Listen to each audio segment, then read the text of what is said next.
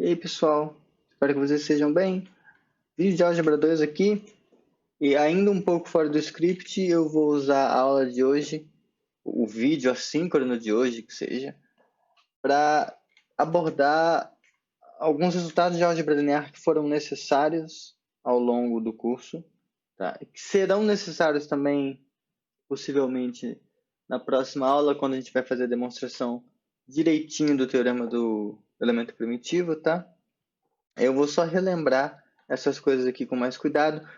Coisas que a gente vai precisar, eu acho que quase não tem, mas coisas que a gente já usou e que porventura podem ter ficado porcamente justificadas, a gente vai ver aqui. Então, essa aula vai ser um catado de álgebra linear.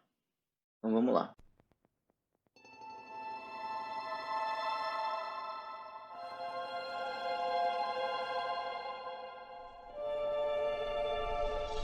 Então, tudo que você precisa saber para álgebra linear, ou pelo menos tudo que você precisa saber sobre álgebra linear para álgebra 2, tá? Então, o conceito principal, naturalmente, passos vetoriais sobre um corpo. Então, o primeiro protagonista dessa revisão são os espaços vetoriais, que a gente já discutiu, já tinha dado a definição, mas só para lembrar. Um K-espaço vetorial, V, é um grupo, é um conjunto dotado de uma soma e uma multiplicação por elementos do corpo, tais que coisas boas acontecem, né? Tais que a soma é associativa, comutativa, tem elemento neutro, que é o vetor zero que a gente chama. Todo vetor tem inverso, que a gente denota por menos v, tá? Porque é inverso com respeito à operação que a gente denota com um maisinho. Então nada mais natural do que denotar o oposto de um cara com menos, né? Da nossa vivência. A multiplicação por essa coisa aqui, esse processo de multiplicação, ele é, em certo sentido, associativo. É aquilo que você espera que ocorra. Quando você faz um do corpo vezes um vizinho, isso aqui dá o vizinho. E vale as identidades distributivas. Vocês já sabem que é espaço vetorial. É só para aquecer. O mais pesado, eu diria, que a gente usou foi o seguinte, né? Esse teorema aqui, todo espaço vetorial tem base. Bom, mas para falar disso, eu preciso explicar o que é base, preciso relembrar vocês o que é base, que a gente já usou bastante na parte de extensões de corpos, tá? Mas pode ser que ainda esteja meio confuso, então vou relembrar mais uma vez. Então, ó, lembra disso aqui. Um subconjunto S contido em V é um subespaço vetorial se o S é fechado por combinações lineares, no mesmo sentido do que ocorre com ideais. Na verdade, pessoal, ideais de um anel são os submódulos desse anel quando visto como módulo. E módulo é um espaço vetorial sobre um anel, digamos assim. Então, é natural, é a mesma coisa que vocês sabem para ideal, só que agora é visto no espaço vetorial. Então, um subconjunto é subespaço vetorial se ele é meio que um ideal daquele espaço vetorial, mais ou menos. Interseção de subespaços é subespaço, tá?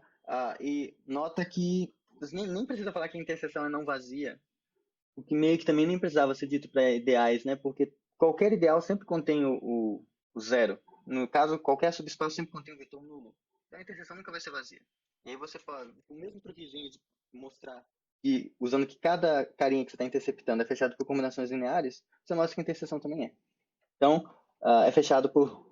Você pega a interseção de subespaços, vai ser um subespaço vetorial. Então, dessas duas afirmações, dado um certo subconjunto G contido em V, isso aqui como o menor subespaço vetorial que contém G. Então é a mesma coisa.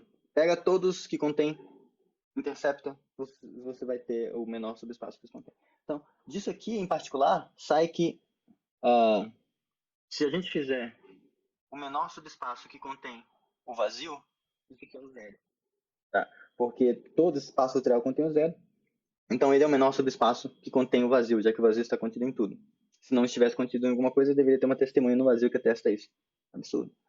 Bom, em particular, a gente diz que G contido em V é gerador se, quando a gente fizer o menor subespaço que contém o G, isso aqui deu o próprio V, tá? Então, um conjunto de vetores que gera todo vetorzinho do V é combinação linear de certos vetores do G. Combinação linear finita. Então, isso é o que significa gerar. Por fim, ou quase por fim, dizemos que S vai lembrar subespaço, não é uma boa letra. Dizemos que A vai lembrar anel.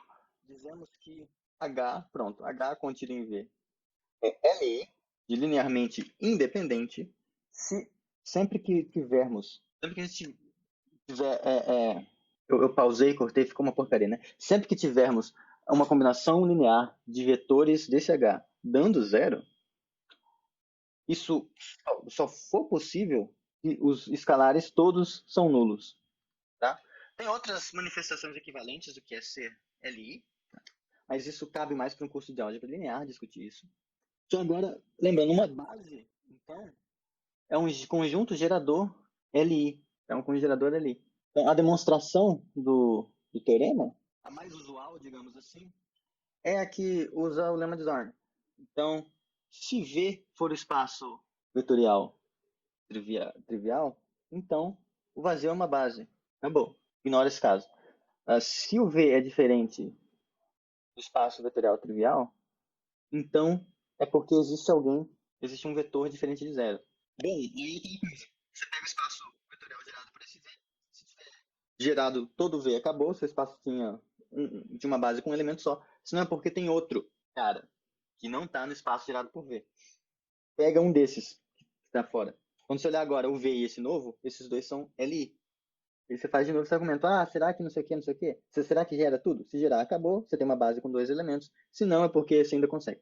Como você formaliza isso? Um dos jeitos é esse. Usando o lema de Zorn. Chame P, o conjunto de todos os Czinhos. Não, C vai lembrar cadeia. H mesmo. De todos os Hs contidos em V, tais que o Vzinho pertence a esse H e esse H é LI. Tá? Veja isso como uma ordem parcial, tá? Com a inclusão. É diferente de vazio, porque o conjunto unitário que só tem o Vzinho é alguém que mora aqui porque um conjunto que só tem um vetor não nulo, ele é necessariamente LI. Então esse cara não vazio. Agora, se C, eu vou até escrever assim para facilitar.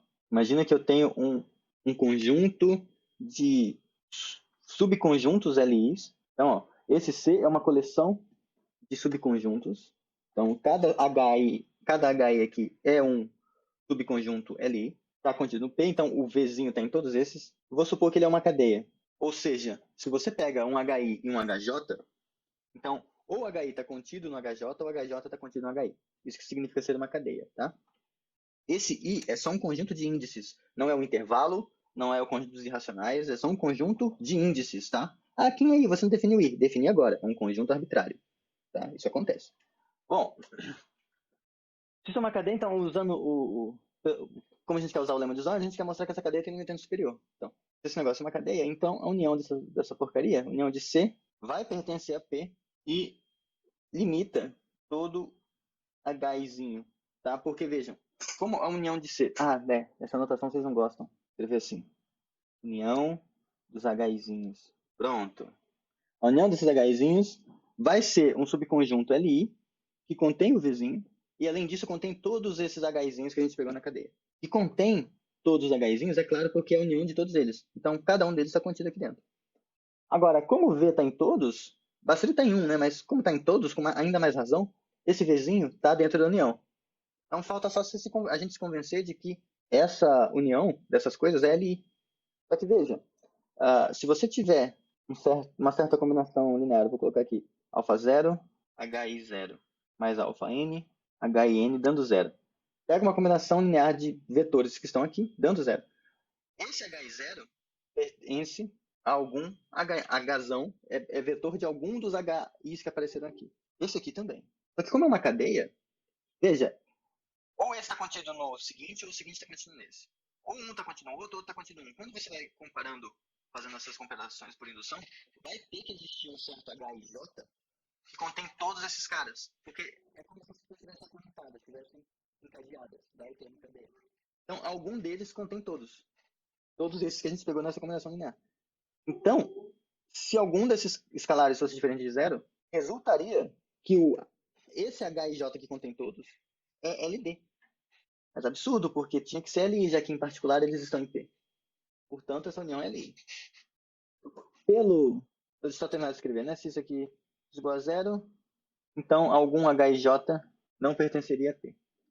Tá, então, toda a cadeia tem limitante superior. Portanto, pelo lema de Zorn, existe um certo B que pertence a essa ordem parcial, tal que B é maximal.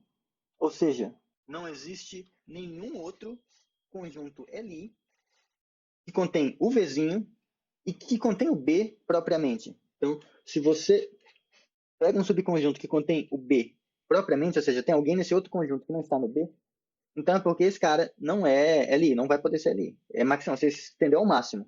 Então, a afirmação é que o B é base. Tá? Isso é resultado, no certo sentido, de que em espaços vetoriais, você ser um subconjunto Li maximal é equivalente a você dizer que o cara é base. Tá?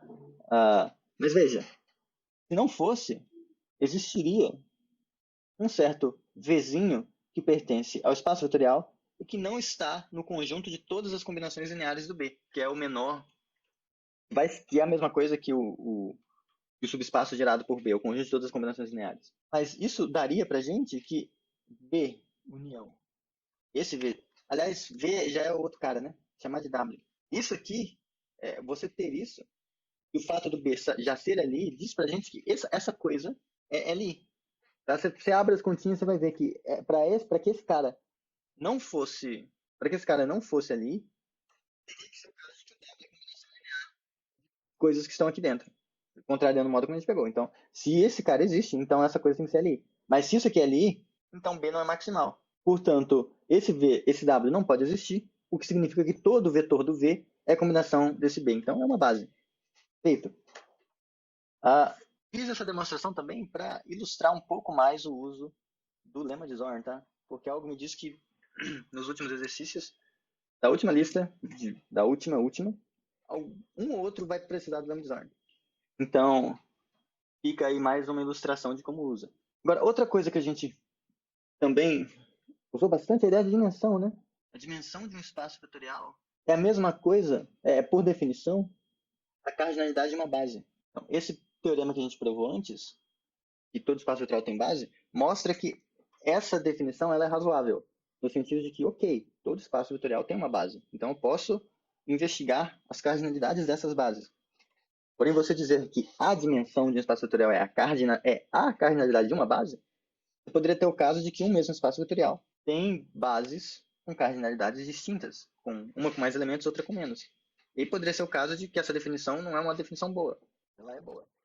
Então, eu vou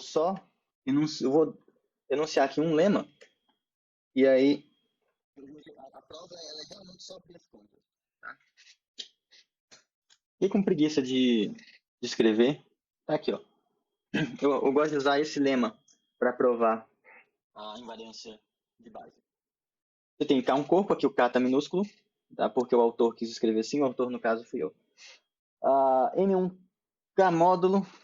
Onde estiver módulo aqui, esse K módulo é qual espaço vetorial? Pronto, então, se você tiver subconjuntos A, B e C do seu espaço vetorial, tá? Que A união B gera M e B união C é linearmente independente, então para cada Czinho, existe um Azinho no Azão, tá? Que você pode tirar o Azinho, colocar esse Czinho que você pegou, e isso ainda vai gerar o M. O que está acontecendo? Você tem aqui um conjunto de vetores que é o A, tem aqui um outro conjunto de vetores que é o B, e, digamos, eles não precisam ser disjuntos, digamos que você tem você tem um Czinho aqui, então B, C.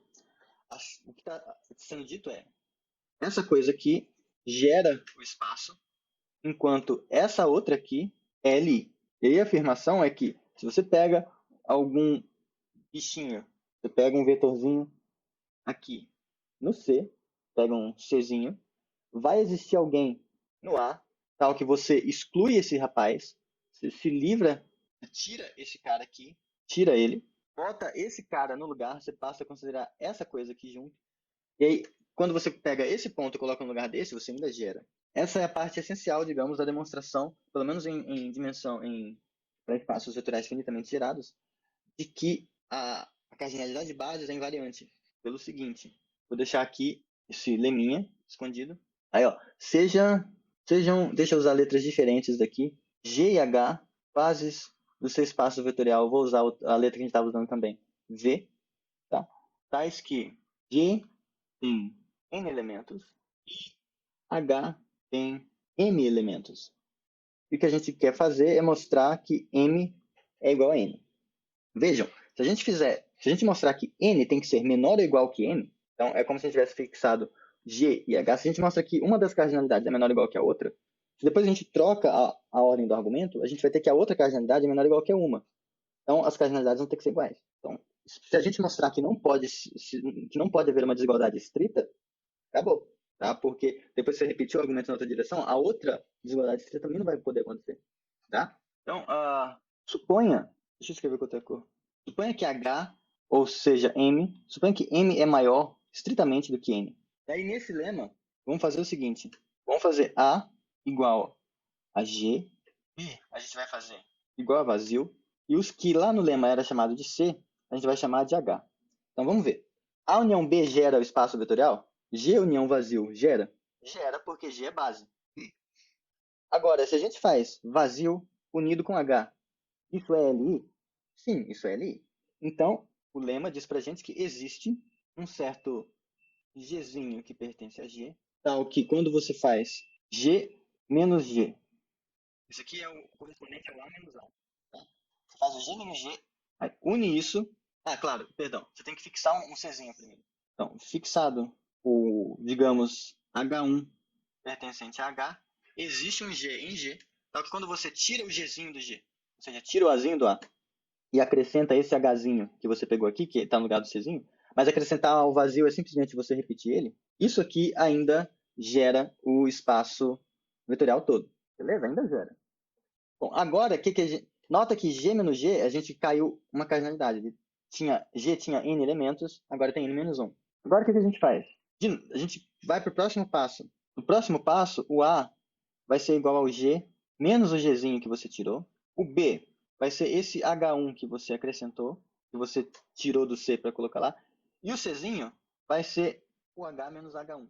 Então vamos ver. Se a gente pegar o A e unir com o B, a gente está gerando o espaço, porque é o que tinha no passo anterior. Se a gente pega o B e une com o C, a gente tem uma coisa que é LI, porque ele era LI desde o começo. Então, fixado H2, pertencente a H, existe um outro G', existe um outro bichinho agora, que mora no G menos G, tá? Então existe um G' que está na sua base menor, e esse cara é diferente do primeiro que você tinha pegado, tal que quando a gente fizer G menos G, G', e a gente unir com o que a gente já tinha antes, que era esse B, com esse H2, então H1, H2, isso aqui ainda gera espaço vetorial. Então, se a gente for procedendo assim indutivamente, recursivamente, vai ter uma hora que a gente vai esgotar o G. Tem uma hora, porque o M, que é a quantidade de elementos que o H tem, é maior que o N. Então, enquanto tem gente no G, a gente consegue fazer isso. Vai chegar uma hora que o G vai acabar, mas ainda vai ter gente no H. Só que veja, quando o G acabar, o que a gente vai ter chegado à conclusão é o seguinte: você vai ter, aqui estava o H, e dentro do H você terá encontrado um subconjunto com N elementos, ou seja, é estritamente menor que a quantidade de elementos do H, então esse cara que está aqui dentro seria, você pegou esses carinhas aqui, H1, H2 até Hn, tá? Isso aqui já gera o espaço vetorial todo. Todos os vetores do espaço vetorial são gerados por carinhas que estão aqui.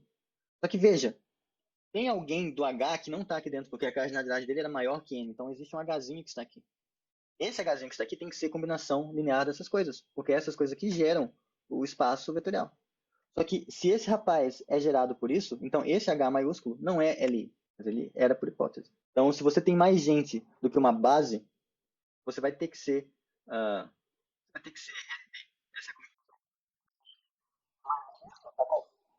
numericamente falando, a conclusão que a gente chega é que isso aqui não pode acontecer. Portanto, tem que acontecer o contrário.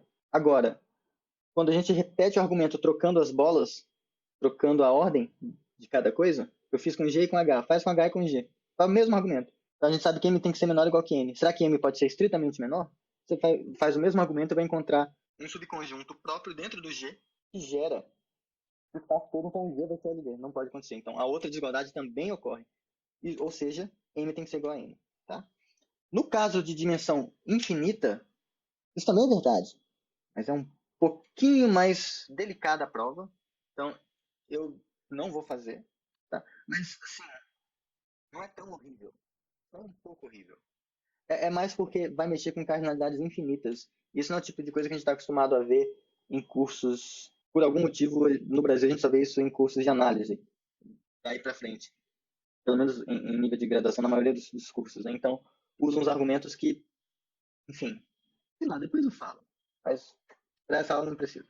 Ok, então a gente tá isso convence a gente, pelo menos, de que a gente tem o direito de escrever a dimensão de um espaço literal, então ela está bem definida se for finita, e se for infinito você pode colocar um símbolo só para o infinito. Fica assim, é meio desonesto, mas tá legal. Nesse sentido, tá razoável. Então você pode escrever assim, a dimensão desse cara aqui é igual a um n natural, ou v não é infinitamente gerado.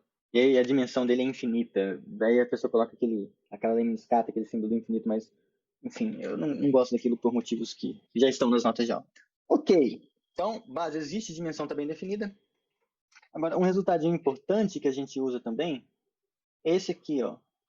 Lema, eu vou colocar aqui, da torre de corpos. Imagina que você está com a situação onde você tem um corpo K, subcorpo de um corpo L, subcorpo de um corpo M. Tá? Esse L é espaço vetorial sobre K. O M é espaço vetorial sobre L, mas também é espaço vetorial sobre K. Então você tem aqui esses números. Você tem a dimensão do M como K espaço vetorial. Você tem a dimensão do M como L espaço vetorial. E você tem a dimensão do L como K espaço vetorial. Você tem a dimensão desse sobre esse, desse sobre esse, desse sobre esse. E a pergunta é, existe relação entre essas coisas? E a resposta é sim. Existe. Tá? A gente usou isso. Eu mencionei, mas eu não discuti a prova com vocês, eu só falei para vocês lerem. Eu só vou dar uma ideia da prova agora. Mas isso aqui de fato ocorre. Há essa igualdade aqui. A demonstração ela é bem mais simples do que parece, porque a ideia é a seguinte.